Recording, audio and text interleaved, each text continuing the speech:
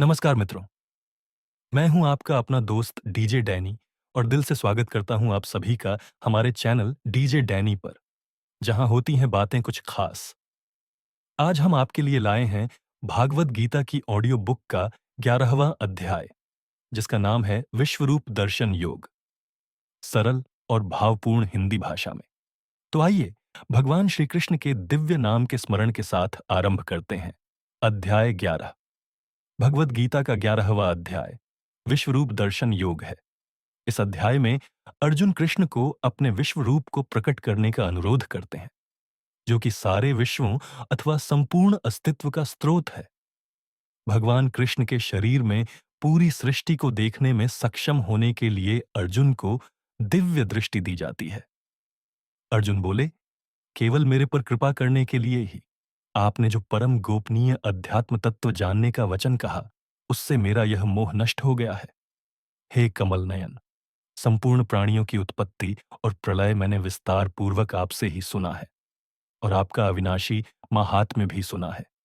हे पुरुषोत्तम, आप अपने आप को जैसा कहते हैं, यह वास्तव में ऐसा ही है। हे परमेश्वर, आपके ईश्वर संबंधी रूप को मैं देखना चाहता हूं।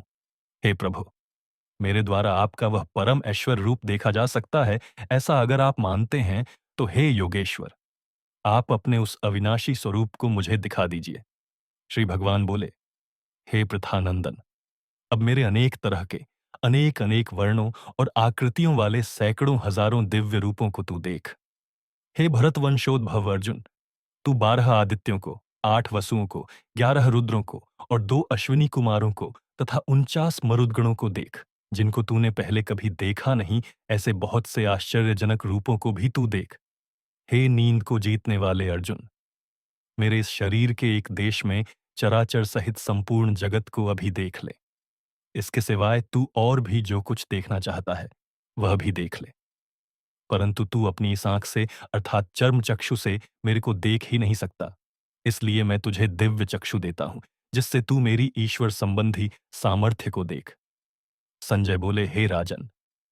ऐसा कहकर फिर महायोगेश्वर भगवान श्री कृष्ण ने अर्जुन को परम ऐश्वर्य रूप दिखाया, जिसके अनेक मुख और नेत्र हैं, अनेक तरह के अद्भुत दर्शन हैं, अनेक दिव्य आभूषण हैं, हाथों में उठाए हुए अनेक दिव्य आयुध हैं, तथा जिनके गले में दिव्य मालाएं हैं, जो दिव्य वस्त्र पहने हुए हैं, जिनके ललाट तथा शरीर पर दिव्य चंदन कुंकुम आदि लगा हुआ है। ऐसे संपूर्ण आश्चर्यमय अनंत रूप वाले तथा चारों तरफ मुख वाले देव को भगवान ने दिखाया। अगर आकाश में एक साथ हजारों सूर्य उदित हो जाए, तो भी उन सबका प्रकाश मिलकर उस महात्मा के प्रकाश के समान शायद ही हो। उस समय अर्जुन ने देवों के देव भगवान के उस शरीर में एक जगह स्थित अनेक प्रकार के विभागों में विभक्त संपूर्ण जगत को देखा। भगवान के विश्वरूप को देखकर अर्जुन बहुत चकित हुए और आश्चर्य के कारण उनका शरीर रोमांचित हो गया। वे हाथ जोड़कर विश्वरूप देव को मस्तक से प्रणाम करके बोले। अर्जुन बोले, हे देव, मैं आपके शरीर में संपूर्ण देवताओं को, प्राणियों के विशेष विशेष समुदायों को, कमलासन पर बैठे हुए ब्रह्मा जी को, शंकर जी को, संपूर्ण ऋषियों को और संपूर्ण दिव्य सर्पों को देख रहा हूं। हे विश्वरूप, हे विश्वेश्वर, आपको मैं अनेक हाथों, पेटों, मुखों और नेत्रों वाला तथा सब ओर से अनंत रूपों वाला देख रहा हूं। मैं आपके न आदि को, न मध्य को और न अंत को ही देख रहा हूं। मैं आपको किरीट, गदा, चक्र धारण किए हुए देख रहा हूं। आपको तेज की राशि, सब ओर प्रकाश करने वाले, देदीप्यमान अग्नि तथा सूर्य के समान कांति वाले, नेत्रों के द्वारा कठिनता से देखे जाने योग्य और सब तरफ से अप्रमेय स्वरूप देख रहा हूं। आप ही जानने योग्य परम अक्षर हैं। आप ही इस संपूर्ण विश्व के परम आश्रय हैं।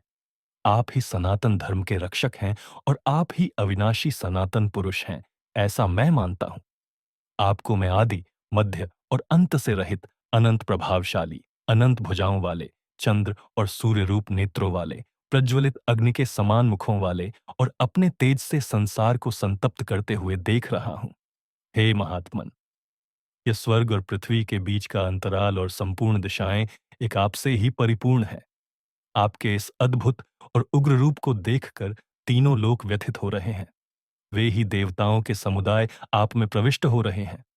उनमें से कई तो भयभीत होकर हाथ जोड़े हुए आपके नामों और गुणों का कीर्तन कर रहे हैं। महर्षियों और सिद्धों के समुदाय कल्याण हो, मंगल हो, ऐसा कहकर उत्तम-उत्तम स्तोत्रों के द्वारा आपकी स्तुति कर रहे हैं। जो 11 रुद्र, 12 आदित्य, 8 वसु, 12 साध्यगण, 10 विश्वेदेव और 2 अश्विनी कुमार, 49 मरुदगण, 7 पितृगण तथा गंधर्व, यक्ष, असुर और सिद्धों के समुदाय हैं, वे सभी चकित होकर आपको देख रहे हैं।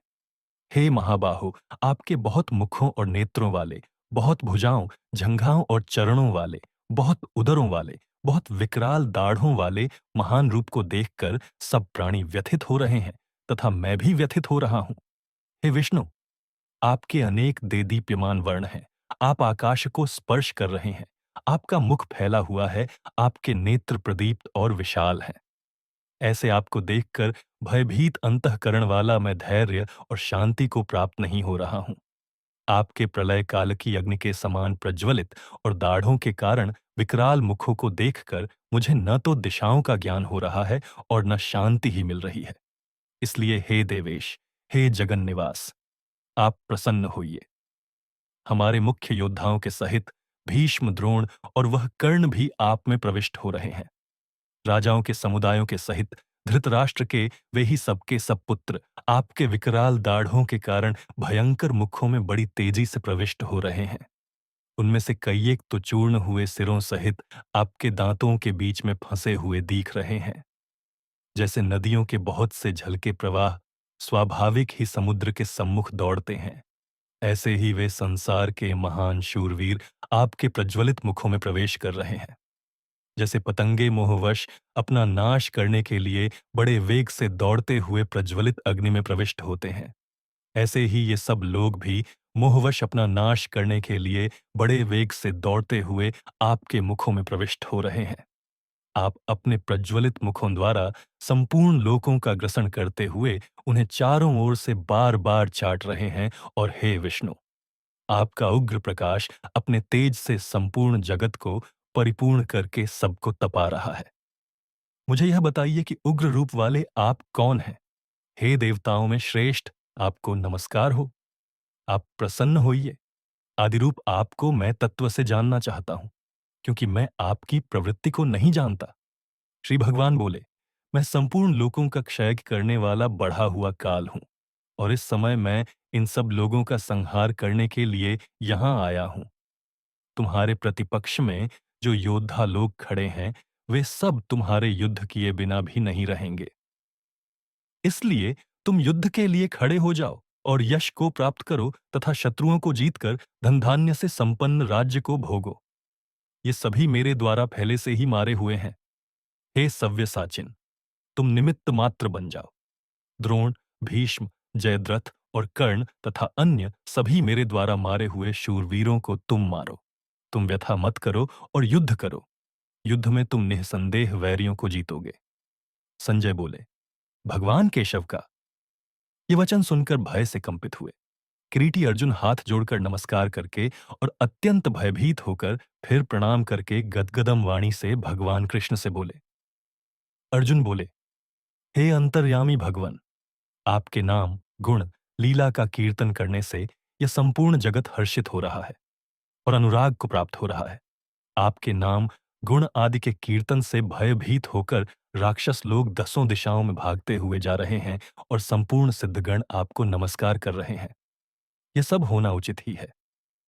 हे महात्मन, गुरुओं के भी गुरु और ब्रह्मा के भी आदिकर्ता आपके लिए नमस्कार क्यों नहीं करें?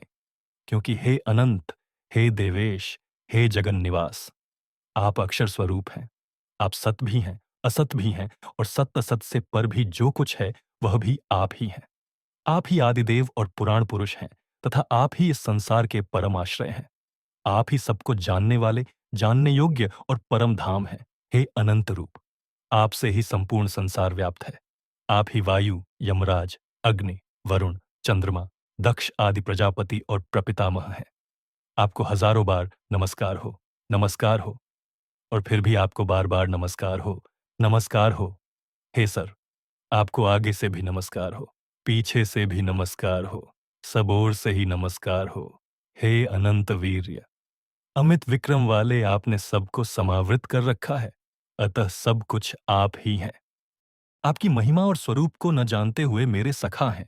ऐसा मानकर मैंने प्रमाद से अथवा प्रेम से हठपूर्वक हे कृष्ण, हे यादव, हे सखे इस प्रकार जो कुछ कहा है, और हे अच्युत, हंसी दिल लगी में, चलते फिरते, सोते जागते, उठते बैठते, खाते पीते समय में अकेले अथवा उन सखाओं, कुटुंबियों आदि के सामने मेरे द्वारा आपका जो कुछ तिरस्कार किया गया है, वह सब अप्रमेय स्वरूप आपसे मैं क्षमा मांगता हूं।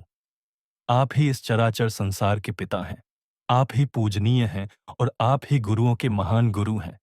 हे अनंत प्रभावशाली भगवन, इस त्रिलोकी में आपके समान भी दूसरा कोई नहीं है, फिर अधिक तो हो ही कैसे सकता है। इसलिए शरीर से लंबा पड़कर स्तुति करने योग्य आप ईश्वर को मैं प्रणाम करके प्रसन्न करना चाहता हूं, जैसे पिता पुत्र के, मित्र मित्र के और पति पत्नी के अपमान को सह लेता है, ऐसे ही हे देव, आप मेरे द्वारा किया गया अपमान सहने में समर्थ हैं। मैंने ऐसा रूप पहले कभी नहीं देखा। इस रूप को देखकर मैं हर्षित हो रहा हूं और भय से मेरा मन अत्यंत व्यथित हो रहा है। अतः आप मुझे अपने उसी देव रूप को दिखाइए। हे देवेश, हे जगन निवास, आप प्रसन्न होइए। मैं आपको वैसे ही किरीटधारी, गदाधारी और हाथ में चक्र लिए हुए देखना चाहता हूं। इसलिए हे सहस्रबाहो, हे विश्वमूर्ते, आप उसी चतुर्भुज रूप से हो जाइए। श्री भगवान बोले, हे अर्जुन, मैंने प्रसन्न होकर अपनी सामर्थ्य से ये अत्यंत श्रेष्ठ, तेजोमय, सबका आदि और अनंत विश्वरूप तुझे दिखाया है, जिसको तुम्हारे सिवाय पहले किसी ने नहीं देखा है।